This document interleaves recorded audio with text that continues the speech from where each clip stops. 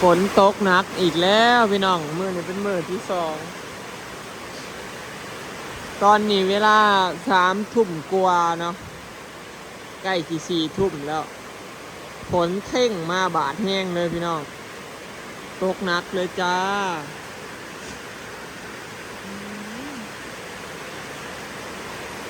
ฝนสาดมาสั่นพี่น้อง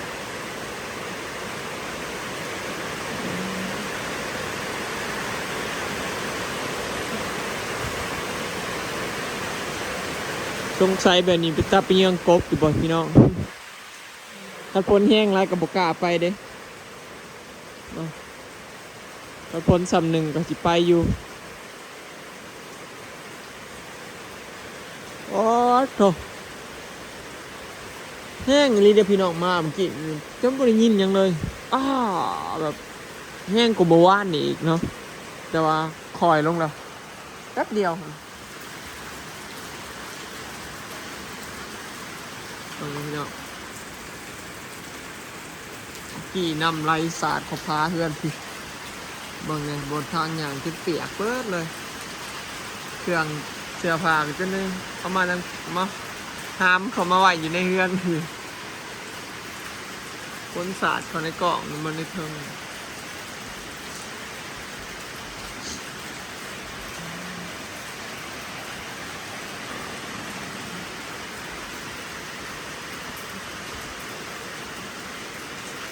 ทั้งฝนทั้งลมอากาศไทยขุดหน้าได้บกี้ให้พี่น้องฝนเท่งมาอีกคืนหนึ่งมื้อเป็นมื้อที่สองบุพากันเหลือง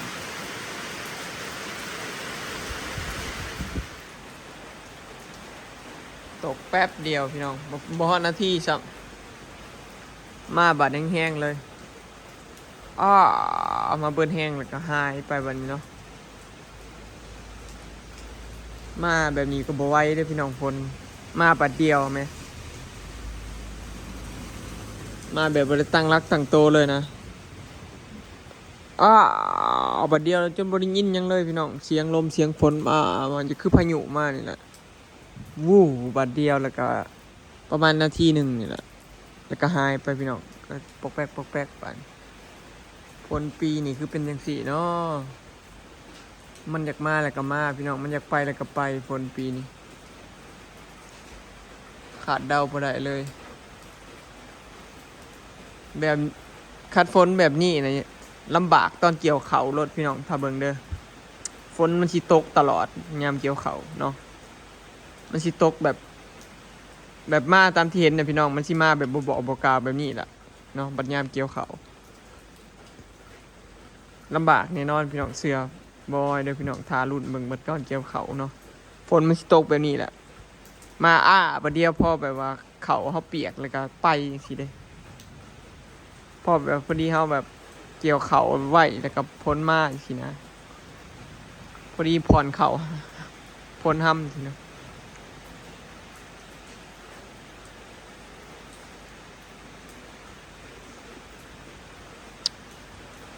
เนตาลินบันมันแหลนใกล้ไปบ้านอื่นแล้ว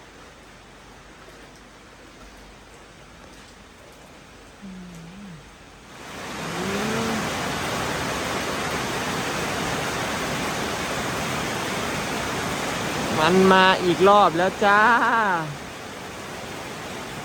รอบสองเป็นคือบอยว่าเปียบพี่น้องมันจากมาแล้วมันก็มามันจากไปแล้วมันก็ไปมาแหงซะด้วย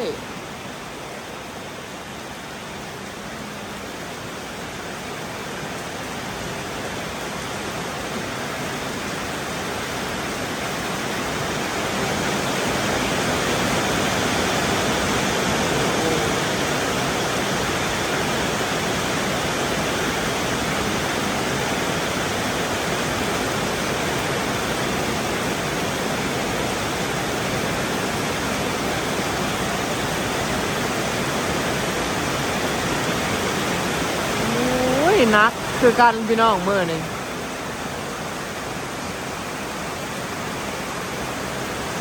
น้ำท่วมให้ท่วมคันรถวันนี้น้ำล้นให้ล้นคันแน่นอนมื้อเช้าพอดีเนี่ยไปเก็บหอยโพงพี่น้องเนาะดอกไม้แห้งรถมื้อเช้าไปเก็บหอยโพง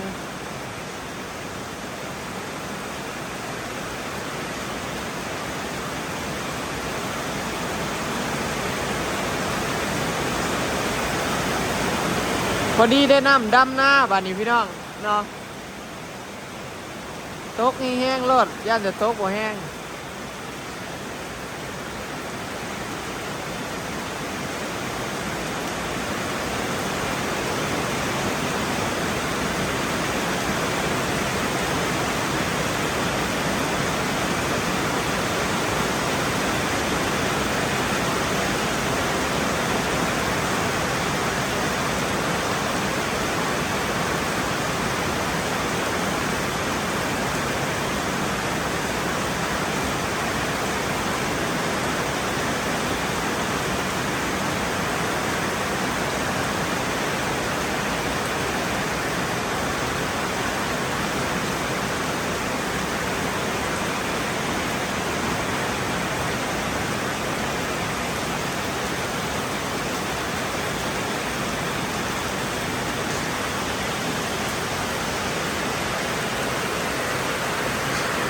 นี่ข้างนอกพี่น้องเบิ่ง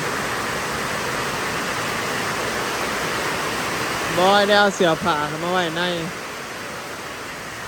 น้ำเบิ่งเนี่ยแห้งเด้ทำไรจากประมาณ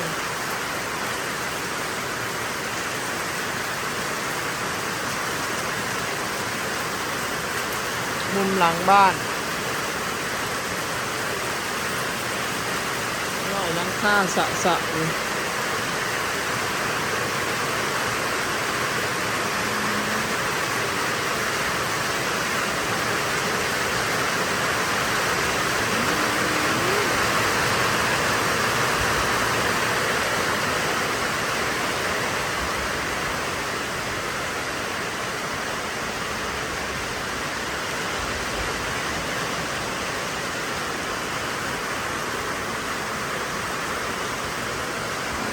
บัวก้าโอ้กบพี่น้องมันกบหรือเขียดลูกนั่งเขาหอมพี่น้องมาน้อยนะนอนอยู่ข้างเพื่อนนี่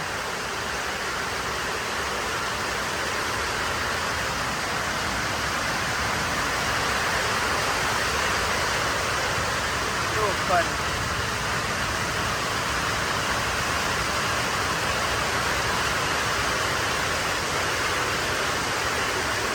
เพิ่นคาบลูกมานอนอยู่ในข่างเฮือนพี่น้อง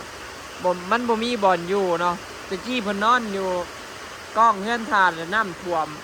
น้ำฝนไหลเขาเพิ่นก็เลยคาบลูกมาไว้นี่ก็เลยให้เพิ่นนอนอยู่นี่พี่น้องส้มซ้ำอันเบิดฝนกำลังไงมื่นตาเบิดเด้ฝนแห้งนี่พี่น้อง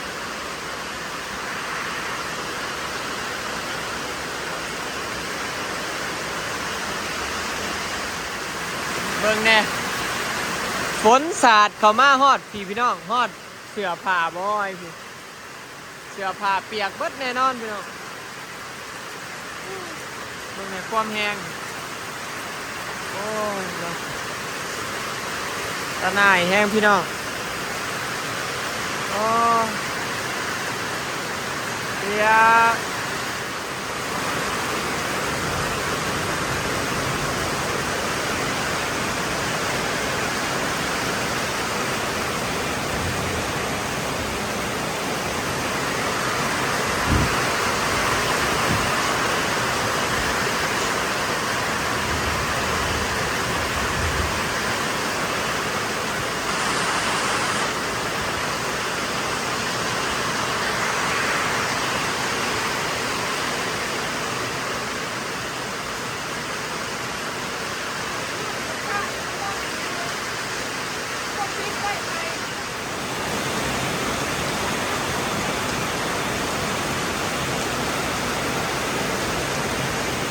ตกหนักเลยพี่น้อง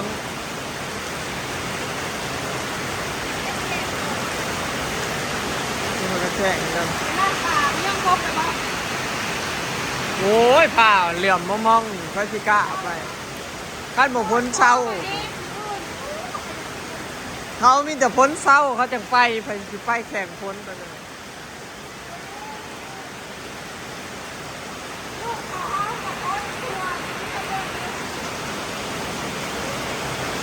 น้ำไหลหลัดมาจะเทิง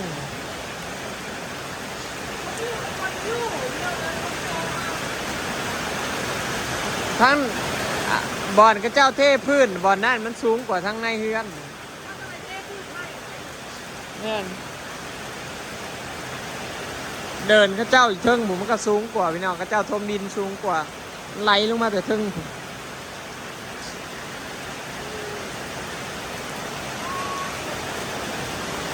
ก็ไปเยี่ยงกบอยู่ได้ขนาดนั้นนะเอาไปบ่ได้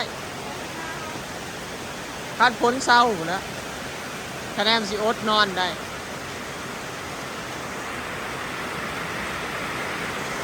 ต้องอดนอนถ่าพ้นเศร้าหมดแล้วอย่างที่ไปเยี่ยงได้จะย่ามได้แล้ว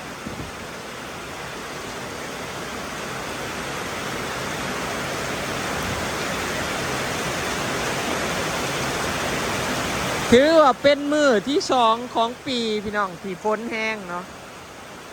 ที่ฝนแห้งแบบนี้มือนี่เป็นมือที่สองเนาะเมื่อวานนี่มือแรกแต่ว่าบ่ได้แห้งถอมือนี่เนาะมือนี่แห้งกว่าแต่ว่าบ่ฮู้มันสิตกฮอดปานใดเนาะฮอดใส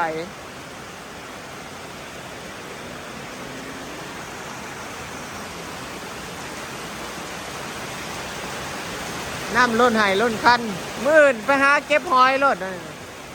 นี่พอดีเฮ็ดเพาะก็ออกก็จัก